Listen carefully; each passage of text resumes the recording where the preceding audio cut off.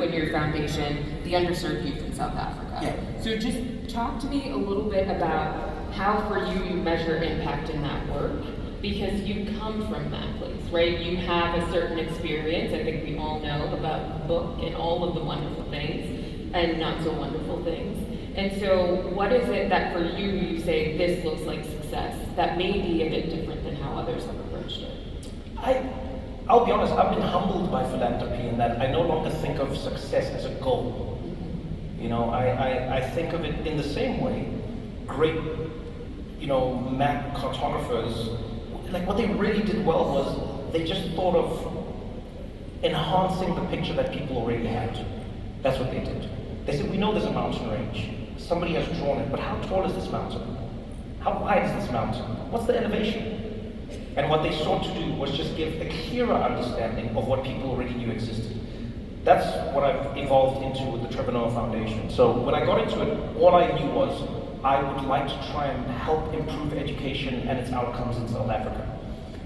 Because one of the biggest things I realized was you can go through anyone's history. Like, you look at India now, people are like, India is on the cusp of amazing things, and I've been to India. One of the biggest things India did was they weren't able to overnight improve their infrastructure, right? It's a massive country serving a massive population. They weren't able to overnight switch the Gini coefficient and get people earning the same amount of money. They weren't able to do anything overnight because you can't. But they worked hard on education. They continue to work hard on education. And now that work is yielding rewards. They're reaping rewards. You know, some of the top companies and some of the top innovators are coming out of India. While India hasn't gotten to the point of getting its physical infrastructure up to a level, their digital infrastructure is going to be up there with most places in the world within the next few years, and it may even surpass it. You know, I think of the United States as well. Even though the system now I think is archaic and could do with a bit of an overhaul, the concept of every child going to school was a crazy one when it started. That was a wild notion. We take these things for granted now because we go like, hey, of course kids go to school. No, there was a time when that wasn't the case. Kids stayed at home, they helped, they worked, they did whatever. And then somebody said, well, what if we get schools? And that slowly grew in America as an idea. And now every kid around the world, if they can, goes to school or wants to go to school, right? And you look at what that did for America and its economy and for the people and the upward mobility. And so all I wanted to do was get involved in education.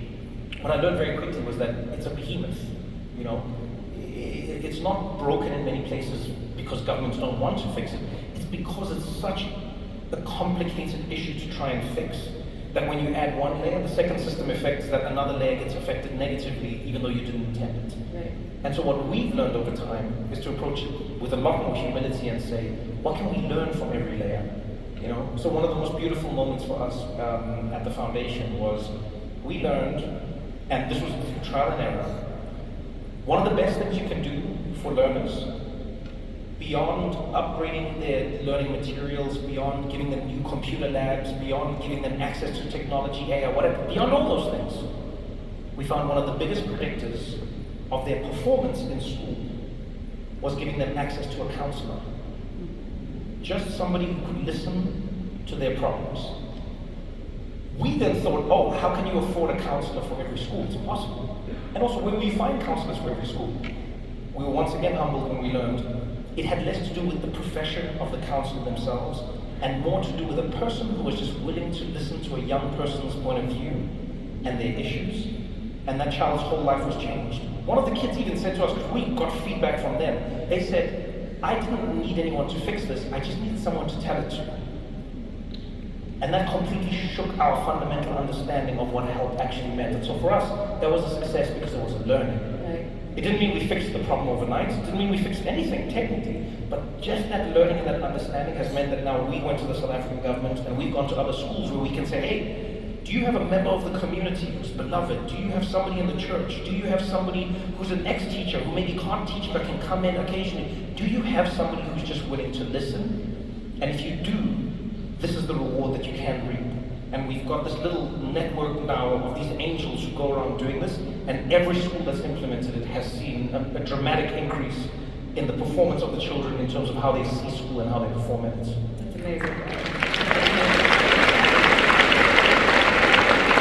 And so what I hear in that is actually connected to a couple of the conversations that we've been having during this conference, right? Because what I hear in that is a little bit of a lesson for us people, leaders, and practitioners in the room of those of us who have said we don't necessarily need to come up with and implement the solutions. We need to just listen to the people and empower them to do it, right? That actually works. Right. And that we should be doing more of that. But you also need the support of the organization to say the role of HR is to be that role that listens, that is out there as that like feeler and feeder in the organization, and then just kind of bringing back that summation and saying, what do we want to do about this? Because sometimes the answer is, we don't need to do something about this, right? Like as that child told you all, right? I didn't need somebody to fix it. I just needed to be able to tell somebody that this is the situation. And I think the other piece is tied to what Adam Grant was talking about, this idea of those, uncovered gems, but also the idea of the distance traveled. And a little bit of what I've been grappling with is this idea of if we just really honed in on the distance traveled piece and put that at the heart of what it means to build a meritocratic organization, how much change that may create in the actual workplace. And so I'm just wondering for you, as you're thinking about some of these solutions and scaling some of them, be it in your foundation or in your work with Microsoft, everybody is pushing for where can AI help? Where can AI help solve this? And how have you thought about scaling some of these things beyond just simply conversations, but saying, let's also leverage some of these tools to support moving that work in the right direction, or is it not that at all? So when it comes to AI, I like to think of it in three different buckets. Right? I've realized if I just think of it as AI, it becomes too broad. I think of AI in three distinct places. I go, the one bucket would be everything that AI could augment or improve, but it currently exists. Try and think of that, okay? That's one space. What is already around that AI could help improve? Then I think of a space where AI will probably replace what exists. It won't augment it and it won't improve it, it'll probably replace it. And then the third bucket I think of is a space that doesn't exist yet and AI will create it, right? And the reason I think like that is because I think that's what all new technologies bring. In some way they augment. So if we think of something simple like the car, for instance, right? It augments what was already happening. People were delivering milk, right? And maybe they were using a horse and carriage. But then they were able to deliver more because now they were using a car. Okay, but fundamentally the business stayed the same. It's just, it improved what they were able to do. But then there were also people who had horses and carriages. That disappeared for the most part. That was just gone. And then the third bucket becomes a whole new world where it's like a driver now, or somebody who's moving from one place to the next, doing something that just didn't exist before because of the vehicle. And I think all technologies have those three buckets in common. And so when I think of it, I try and think of it like that. I go, like let's say for education alone, I go, education currently exists. But one of the biggest lacks in education right now is we don't have enough teachers. We don't give teachers enough resources. All over the world, teachers are getting less and less pay for a job that is more and more important, right? And so, what I think of in that regard is I go, how can we augment this? How can you alleviate the load that teachers have? How can you find a sustainable way for a teacher to not spend all their nights marking papers and all their days writing good lessons for the kids to follow it? Is there a way that we can amplify their mind to the specific students that they have to create what they need to and still have time to live life? Because everyone deserves that. That's the one bucket. And then there's going to be parts of education that I don't think will be necessary anymore. I don't know what it will be. I don't really predict the future. Maybe it's textbooks. Maybe textbooks go away, and maybe we realize that rote memorization is not what the next generation is going to need. It's going to be systematic thinking. It's going to be critical thinking. So maybe the textbook isn't necessarily what they're going to use, but it's going to be a system of theories and tests that move people back and forth to see how they think through an idea versus the memorization of a predetermined idea. So that could fall away. I don't know. Maybe it can. And then the last one is up to the imagination. We don't know, but I keep thinking, what is the world like when every child in a meritocracy has access to the best education, not because their parents could afford it or because they couldn't. You know, how wonderful would it be? I remember being in school, I'm sure some of you do too as well. I remember being in school, there was a girl I used to sit next to in biology, her name was Shirley, and she was fantastic, wonderful person. You said next to Shirley Ralph in biology? No, Shirley Anthony, another Shirley. Okay. I was going to say, this biology class is linked. And so, we got like the same marks for biology, we weren't particularly good, but you know, neither of us. We went away for our summer break. She came back, straight A's. And I remember feeling betrayed. Because when you fail with somebody, you have like a camaraderie. Every time we get our exams back, I'll be like, what about you? She'd be like, I'll be like, well, what are we gonna do? And I felt good about myself. I was like, well, that's what we do. We fail together. Me and you, Shirley. Who would have thought a frog had a heart? Yeah, I hear you. And then one day she went, I got an A, I got another A, I got another A, I got another, and I've never felt more stupid in my entire life. Because I was like, I know Shirley, I don't know what just happened. And then one day I asked, Jenny, I just said like, hey, what happened? You used to get D's and E's, just like me. And now all of a sudden you get straight A's. And she said, oh, my parents got me a biology tutor over the summer. And I've just been learning more about it, and now I understand it. I was like, huh. Sure. And then I went home and I said to my mom, we need to get a biology tutor. And then my mother said, well, maybe you need to get another bank account because I don't know where we're going to pay this person from. And then I realized how much a tutor actually cost. But that was the moment. And then Shirley was gone. She was one of the top students till the end, till we graduated high school. And you know, that was like her journey. But I remember that moment and I remember thinking, damn, she's gone. And good for her, but she's gone. But now I think to myself, what would it be like for every kid who has a teacher with them at every moment, who can explain the work to them in the way that they need it to understand? Because right now we have a one-size-fits-all solution, and if it doesn't fit you, you're stupid, but you're not stupid. The work just didn't meet your mind where it needed to meet your mind. You know what I mean? So, that's the third bucket that I think of as I go, if now that's a world that doesn't exist. That's a world where nobody's losing anything, everybody's gaining something, but we don't have it. And if we do have it, we don't even know what we get on the other side. We don't know what it looks like when an entire generation wasn't left behind, when an entire generation wasn't condemned to a generic school solution that didn't suit them, and an entire generation that has an on-hand tutor that can amplify any question or idea they have. That's another world. So I think those three buckets for me is how I think of AI and applying it in my life or any of the projects I'm working on. Listen, I think that Microsoft has its work cut out for it in this new project of the world that you've just said you're going to create. So I love that you announced it here first. Thank you. That would be amazing. But so listen, we're somehow coming to the end of this conversation, which feels highly unacceptable. Oh wow, already? And so I just want to say, like, for everything that you've talked about, the stories that you've told, a lot of what leads to that success is trust, right? You trusting the environment that you're in to allow you to ask those questions. You trusting the people that you're with, but them also trusting you, right? That your intentions are going to match your impact. And so for our folks in the room, especially given how heavy the world of leading people and leading cultures is right now, what advice, what thought, what joke, what anecdote, whatever it is, what might you leave them with to say, this is my advice to you in this moment of when things get heavy, making sure that you hold on to that trust? Oh, that's a really difficult one, wow. I stumped. Huh. I think it's difficult because there is no one size that fits all, right?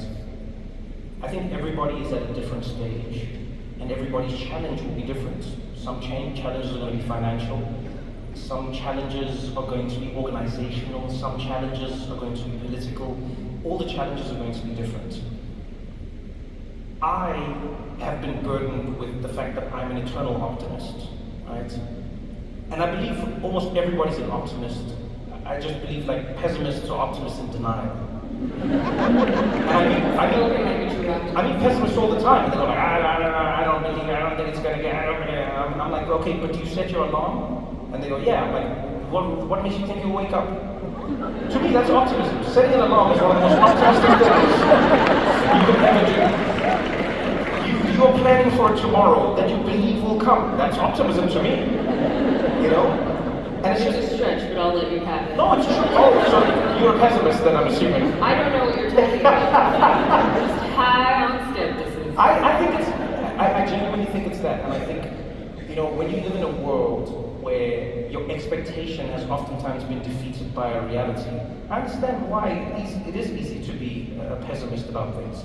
But I think, in many ways, it just depends on how you zoom in or zoom out. I was having a conversation the other day with a friend of mine who just recently, he had a child, and I guess now that he's like, it's already been like a year and a half or something, and so this little boy's running around. And I said, what's it like? And he said, can I tell you, I never ever thought I would experience something like this. I come home from working, I feel like the whole world is against me, I feel like it's all going wrong, and I open the door, and that little man runs up to me and grabs me and holds me tight and screams, Daddy, and he goes, and in that moment, I am only here. I'm only here.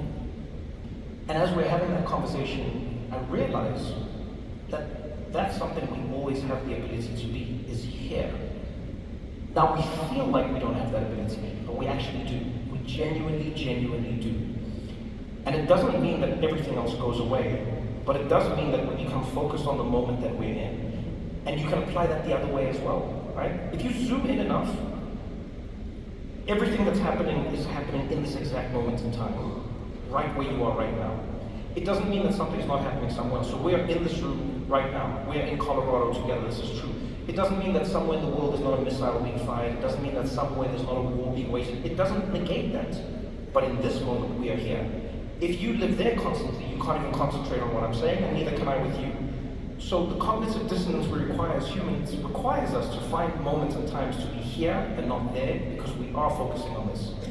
We then get to the middle, and then on the other side of it, which I know sounds crazy, if you zoom out enough, you gain perspective.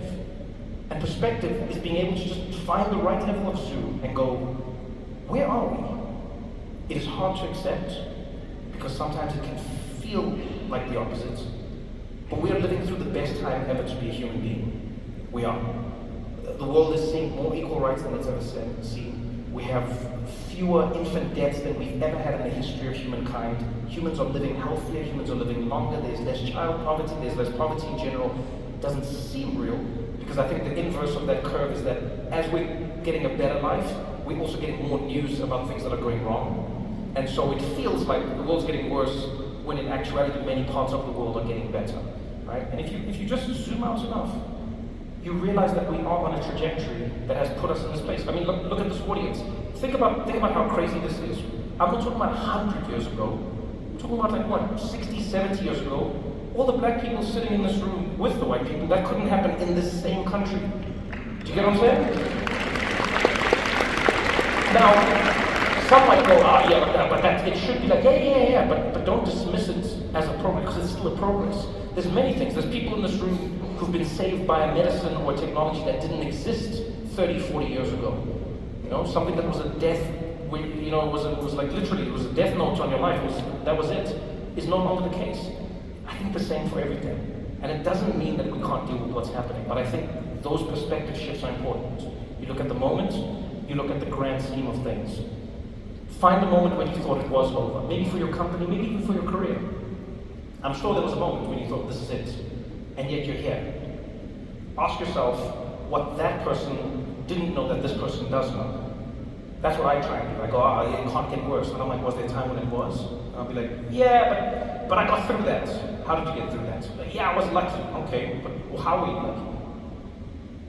And then I realized that it was luck combined with a few other elements.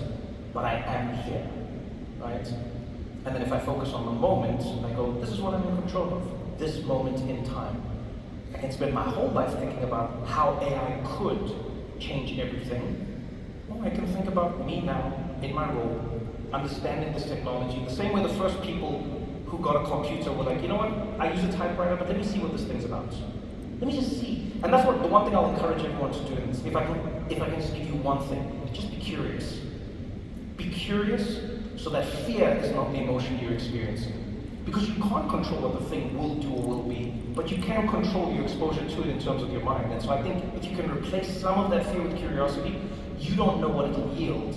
And I think of the last thing I'll leave you is literally my mom's life, right? So my mom grew up in South Africa in a time when black people, but the government decreed that black people weren't allowed to learn any subject that they deemed unworthy for a black person, right? And so while white people in the country were learning mathematics, and English, and geography, and all these, black people were learning about gardening and menial labor and tasks that might be great to learn about, but not if you're forced to learn them because this is your predetermined path in life.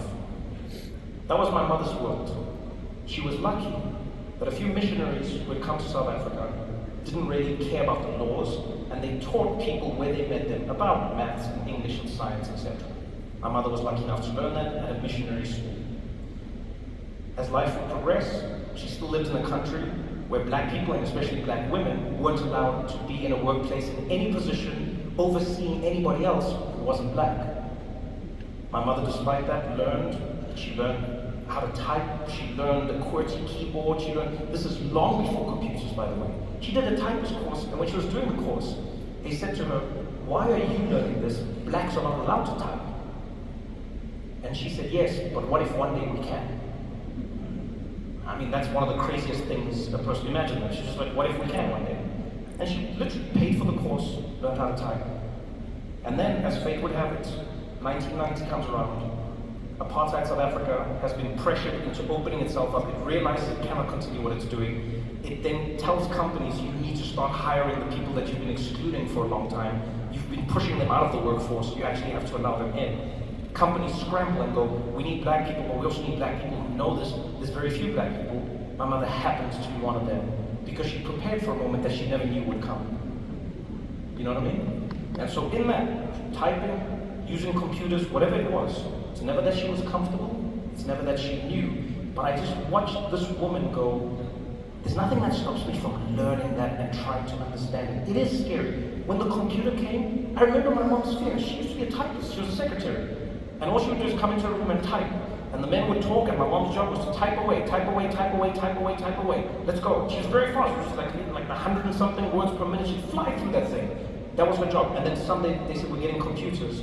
And I remember my mom saying to me, I think my job might go away because there's this new thing, it's called a computer. And apparently it can type for you, and you can delete the words, and you can rewrite them. And someone even saying it'll check the spelling for you. And I'm a little child going like, I don't even understand your current job, so okay. But I remember her saying this, right? But then she got the computer, was being thrown away by a random company. It was an IBM 286. She came home with it. She said, listen, honey, we've got to learn this thing. She said, I don't know anything about it, but we just have to figure it out. And that's constantly what she's been doing. And I think that's something she instilled in me. And so it doesn't mean, please, I'm not saying that this is like, it's not a fairy tale story. It's a tool, rather. No, it's not a fairy tale ending. I'm not saying it will work, but I'm saying it'll put you in a better position. And everyone in this room, you are doing yourself a disservice if you do not use your current environment to try and work towards what you hope your future environment will be. Play with AI. It is ridiculous, it is fun, it is stupid, it gets things wrong, it gets things right, but just play with it in your current world. Let it compose an email for you, just so you understand it and see where, because you know what, one of the biggest things I've learned about AI actually is that it can, in one of the most beautiful ways, show you how unique you are actually. So it'll show you what parts of your current job are like chaff from the weeds. It'll show you, it'll just be like, man, anyone can do this. But that thing that I do, even the AI struggles with. And I think it helps you then identify the things that make you special and the things that make you a lot more indisposable to not just the corporation, but the society that you live in. And so that's what I would say. Plow forward with curiosity. The really moments.